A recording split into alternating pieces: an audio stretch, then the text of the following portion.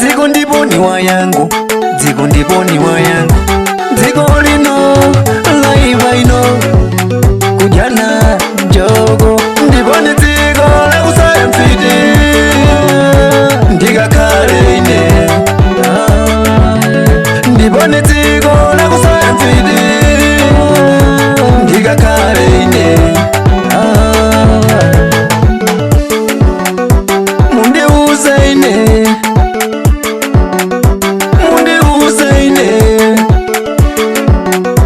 ndiuzeni komwe kulibe mfiti ndiuzeni komwe kulibe mfiti ndikakhale ine munyosane kang'onong'ono waunyosa ufiti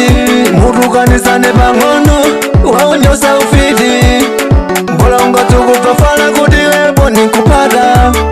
kala uchidziwa wayenda akutitemba kala kuchidziwa wayenda mwayangu akutitemba nabo uchite kumva iwe boniona kala kuchidziwa mwayangu uniona shadidi akutitemba mbuyomu mfiti akutitemba mbuyomu mbuloyi ora unza paine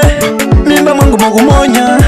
ora unza pashuwau atisiya ndiponi dziko lakusaya mfiti ndikakhale ine ndiponi dziko lakusaya mfiti ndikakhale ine maputu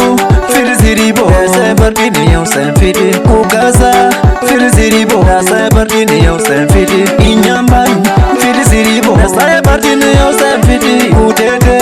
mfiti zilipo asaya partini ya usaya mfiti sofala mfiti zilipo asaya partini ya usaya mfiti manika mfiti zilipo asaya partini ya usaya mfiti nampula mfiti zilipo asaya partini ya usaya mfiti abo delegado mfiti zilipo asaya partini ya usaya mfiti nyasa mfiti zilipo asaya partini ya usaya mfiti nikakhala kuboni penango ndibude baishino ande ande ande ande ande ande ande ande ande ande ande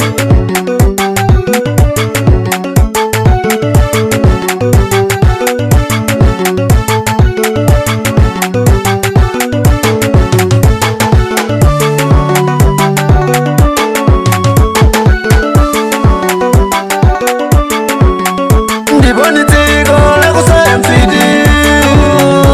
ndikakhale ine ndiponi dziko lakusaya mfiti ndikakhale ine